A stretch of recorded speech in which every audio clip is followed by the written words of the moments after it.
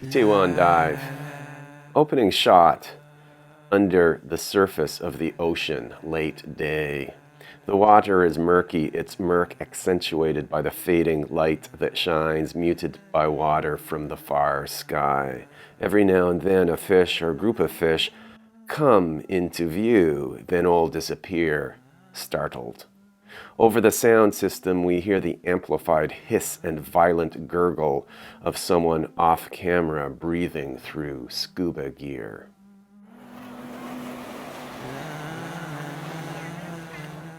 And who knows what he was looking for, small lost fish? Who knows what in this vast sea he was hoping to find?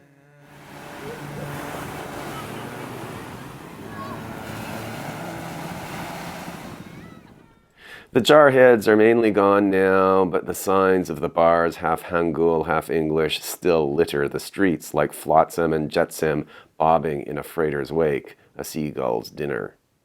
This is Itaewon at low tide. This is Seoul from the deep. He walks up the street, limping again past bars with names like Starbucks or Texas, when a petite prostitute wearing hot pants, a sweater, and glasses emerges from one of them and grabs his arm. "I just want to talk," she says, pulling him both gently and insistently. He knows he should and could pull away. He knows he could wriggle free. But as she pulls on his arm, he finds he likes it, likes the sensation of someone needing him, wanting him, with a greedy desire that would amount to genuine emotion if it weren't motivated by greed. "I don't want sex," he says. "It's okay. We just talk. Come on." The woman has a small, intelligent face. She might be his age, the man thinks. She appears older or less hard than the other women who work in this area. With her glasses, she looks almost studious, but there's nothing collegiate about her manner. "Let's go," she says. Like a fisherman, she realizes by now that she's got her catch firmly on the hook, and she positively reels him in. Her gentleness disappears. She pushes him through the door leading to the Iroquois Club. Inside, 4 other hookers sit at a table. The place, like so many in this neighborhood, has a faded look. It's unpretentious or just built on the cheap. There are red lava lamps on the tables. The hookers are stout. One smiles at the man with what looks like real sweetness. All of them are amused by the first catch of the day. "American?" the petite woman says as she leads him to a booth. "미국 안 돼요," the man says. "I'm not American. Canada 사람." "Ah, Canada. You live in Seoul." "인천에서 왔어요. I came from Incheon." The woman smiles, then quickly. "Buy a drink." "I thought we were just going to talk." "Buy a drink and we talk."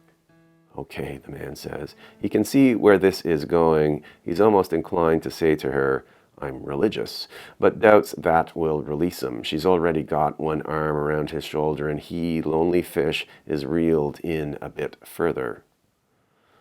"Okay, 1 drink," he says. "One for you, 5,000 won," she says, 5,000 won. "One for me, 2만 won, 20,000 won. The man can't maintain his facade of amused disinterest any longer. "What? Pisa?" In English, it sounds like a child's rude pun. In Korean, it means expensive. "Me drink 2만 won," the woman insists. "아니에요," he tells her. "No. 저는 선생님, not richy. I'm a teacher, not rich." "Okay, man won." "아니에요," he still refuses. She simultaneously sighs and places one hand between his crotch. "Okay, you no buy, but you buy me," she says. How do you say, "I don't think so"? She's not smiling, but she gets it. "Man won, we just talk." "All right," he says. She smiles and walks to the bar, then returns with a drink. His willpower seems to simply dissolve octopi ink into the Iroquois Club's liquid atmosphere. Maybe this increasing lassitude is The result of the way the woman, sipping with one hand, reaching toward him with the other, is playing with his snorkel. As he gets hard, his spine gets soft. Every man at heart is a jellyfish. One drink turns to two, and soon they're kissing. He likes this. He misses kissing. The last working girl he met refused any facial contact. This time it seems almost tender. The inevitable happens. They negotiate and agree on a setting. Yogi out right here. Because he's getting a discount, she looks at him with the sharp manner of a doctor and says, "Hurry up. 5 minutes." While the two of them are taking off their shirts, he glances at her, hoping that she, with professional lack of interest, will not glance back. But she does. "Washimnika?" she says, genuinely surprised, and drawing a finger over the scar on his chest just above his heart, a shark's bite, a swordfish's stab. He musters a smile. "Guanchana, it's okay." Now they are in the booth wearing nothing but their shoes. She gets on top of him and he feels her petite heat. He wants to experience that sensation repeatedly, the movement of her smaller thighs over his thighs, the one instant of perfection on a seabed of muck, small chunks of garbage, beer bottle caps, and crumpled chips and weird stains like spilled cargo from a freighter ship strewn everywhere. He's been celibate for so many months that 5 minutes feels like several more. But once the peak, the sweet undersea volcano, is scaled, they sink to a greater depth than he ever thought possible. He looks at the club, he looks at the women. All he feels now is the pity underlying lust. Who is he to feel sorry for himself? His net only lasts the night. The woman's is permanent. The woman looks at him. "Get dressed," she says, without sentimentality. They do. She smiles. "You come tomorrow?" "내일 인천에 갈 거예요. Tomorrow I'll go back to Incheon." "Give me your phone number." Now she's sounding like one of the Christians he's met.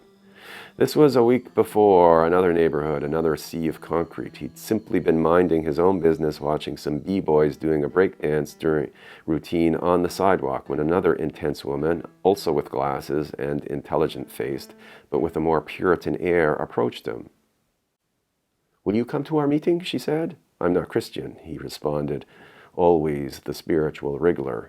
The woman was not fazed. She kept looking at him with pointed intensity. "We are body and spirit," she said. "What do you think happens to us after we die?" He shrugged. "God cares about us," the woman said.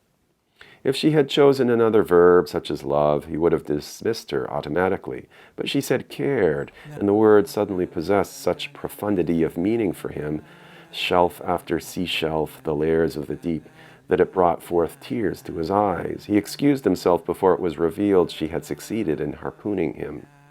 Now in the Iroquois Club, looking at his newfound friend and sizing her up for slipperiness, the man says, "Cell phone 없어요." "I don't have a cell phone."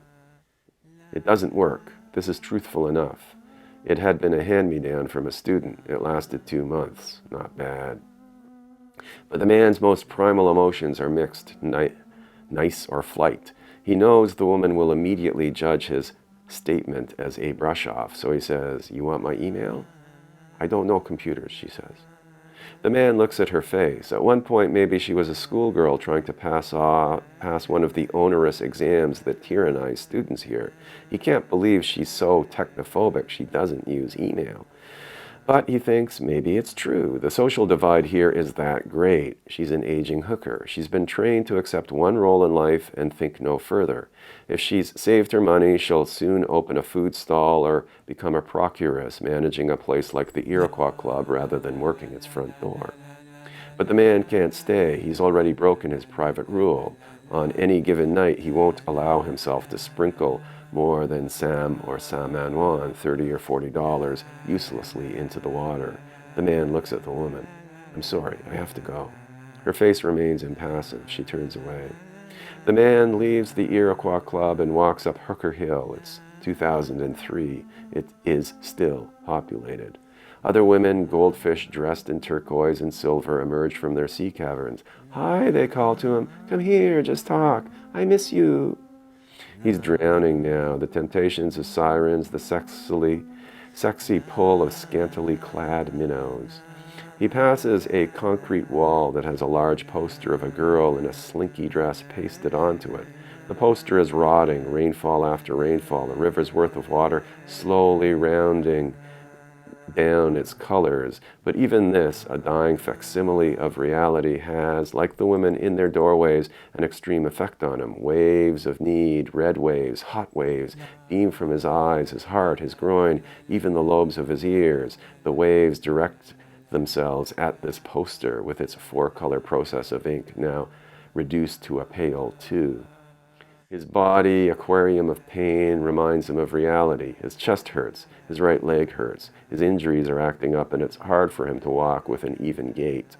At the top of the hill, the atmosphere suddenly changes. He walks past the huge mosque. A few Muslims dressed in white frocks and black jackboots pass, their heads turned down, a test of willpower as they prepare to walk down the same hill he has just ascended.